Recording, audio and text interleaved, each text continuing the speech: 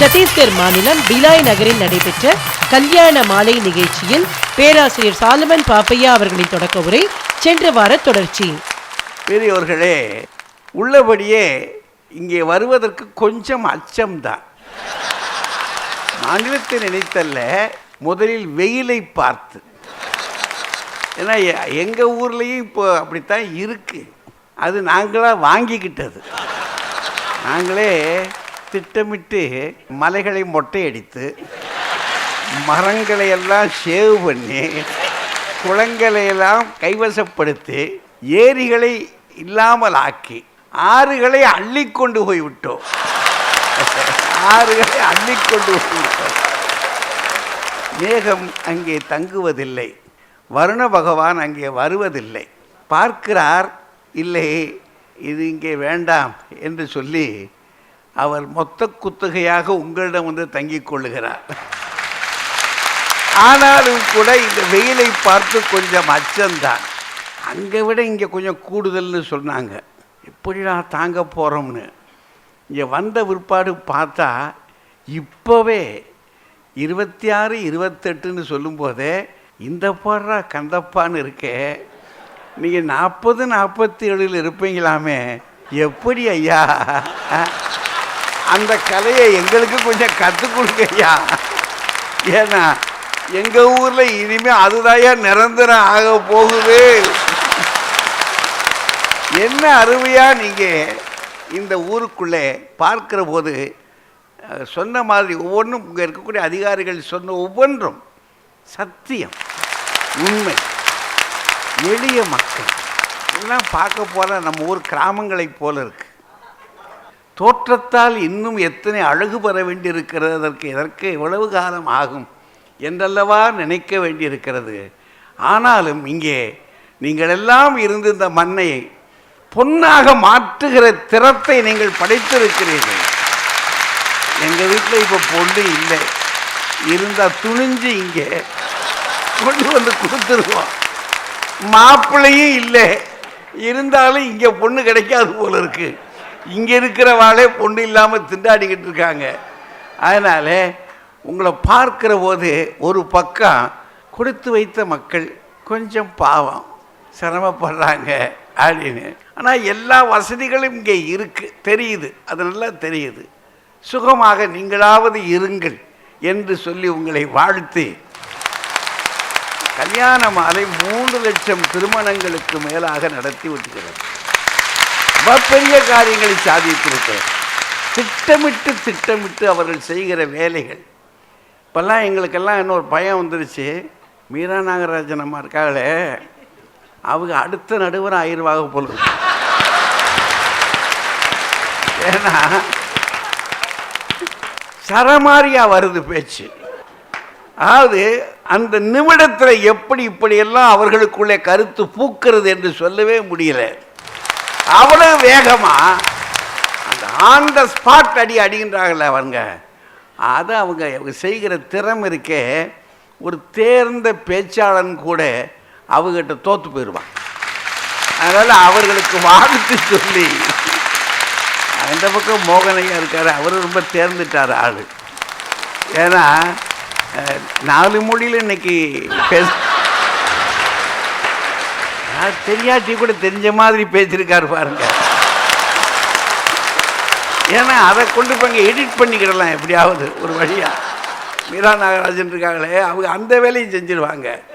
அதனால் இத்தனை சிறப்பாக செய்திருக்கக்கூடிய அவர்கள் இந்த அரங்கில் உங்க அத்தனை பேரையும் கூட்டிக் கொண்டு இங்கே வளர்ந்துருக்கிறாங்கன்னு சொன்னால் எத்தனை இன்பமாக இருக்கு. நீங்கள் இவ்வளவு நேரம் பொழுது இந்த இடத்த செலவழிச்சிருக்கீங்க, காத்திருந்திருக்கீங்க. அது நாங்கள் செய்த தவம், நீங்கள் எங்களுக்கு கொடுத்த மரியாதை. கல்யாண மாலைக்கும் சன் தொலைக்காட்சிக்கும் நீங்கள் காட்டியிருக்கின்ற மிகப்பெரிய மரியாதை, அது உங்களையும் இந்த மக்களுடைய பண்பாட்டையும் உயர்த்தி விட்டது என்று உங்களை வாழ்த்தி கொண்டு, இவ்வளவு சந்தோஷமாக நம்ம உட்கார்ந்துருக்கமே, இந்த மகிழ்ச்சி என்பது என்ன அப்படின்னு தான் அவங்க நமக்கு இன்றைக்கி சொல்லியிருக்கிறாங்க. தலைப்பு கொடுத்துருக்கிறதே மகிழ்ச்சி என்பது அப்படின்னு போட்டுட்டு பின்னாடி 2 செய்தியை ஒரு கொக்கியை போட்டு வைக்கிறாங்க. மொத்தத்தில் சொல்ல போனோம்னா அது மன தேவதை அப்படி ஒன்று இருந்துச்சுன்னா மகேசனிடத்தில் கை நீட்டி தவம் செய்து வாங்கி வந்த வரம் அது. மகிழ்ச்சி என்பது அவன் கொடுத்த வரம். ஏன்னா அநேகம் பேர் இருளடைந்த முகமாகவே இருப்பாங்க. மகிழ்ச்சிக்கும் அவங்களுக்கு ரொம்ப தொலைவு, ரொம்ப தொலைவு. ஏய்யா சிரியேன்னா சிரின்னு தான் கேட்டிருக்கு. அவ்வளவு நேரத்துக்கு பின்னாடி அவன் நம்ம பேசுகிற பேச்செல்லாம் கேட்டுட்டு இப்படி உட்காந்துருக்க பார்த்து, ஏய்யா அதான் சொல்கிறாங்களே சிரிக்கிறது அப்படின்னா, ஆனால் சிரிக்கிறதுனா என்னன்னே தெரியல அவருக்கு. அப்படியும் சில மனிதர்கள் இருக்கிறாங்க. வாழ்க்கையில் சிரிக்கிறது அப்படின்னா அவர் பேரே சுரிச்சா அப்படின்வா. சிரித்தவர்கள் அல்ல, சுரித்தவர்கள் அவங்க. அப்படியல்ல வாழ்க்கை. இறைவன் நமக்கு அதை கொடுத்துருக்கிறான். விலங்குகள் சிரிக்கின்றனவா தெரியாது. ஆனால் நாம் எப்போ இருந்து சிரிச்சிருக்கோம்? தாயின் கருவுக்குள்ளேயே சிரித்திருக்கிறோம் என்று சொல்கிறாங்க அறிவியலாளர்கள். நாம கையை கட்டிக்கிட்டு யாரோட பேசணும், எதுக்காக சிரித்தோம், என்ன செஞ்சோம், அந்நேரம் நம்மோட யார் பேசிக்கிட்டு இருந்தா தெரியாது. அது எப்போ நாம் பேசணும் சிரித்தோம்ன்றதை அறிவியலாளர் சொல்லுவதை விட்டுருவோம். நாம் சிறு பிள்ளையாக இருக்கிற போது நம்ம வீட்டில் குழந்தைகள் கிடந்திருக்கும் பாருங்க, அந்த குழந்தைகள் சிரிக்கிற காட்சியை பார்த்துருந்தால் தெரியும். ஓ ஏதோ ஒன்று நடக்குது. எங்கள் அம்மாட்ட நான் கேட்டிருக்கேன் இதை. எங்கள் அக்கா மக பிள்ளைகள் சிரிக்குங்க, இது ஏன் சிரிக்குது அப்படின்னு. சாமி கூட பேசுதுக்கடா அப்படின்னு. அவங்களுக்கு தெரிஞ்சு அவ்வளோதான். அது சாமி கூட பேசிச்சோ, அதுவாக சங்கீதம் பாடிச்சோ, என்ன தான் நடந்தது உள்ளுக்குள்ளே நமக்கு தெரியாது. ஆனால் சிரிக்கிறது என்பது ஒரு மிகப்பெரிய வரம்.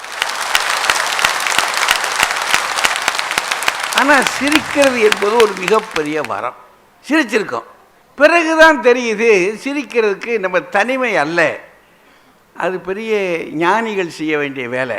நமக்கு அது வராது. தூளியில் கிடக்கிற பொழுது நாம் சிரித்த சிரிப்பு அது கிடக்கட்டும்.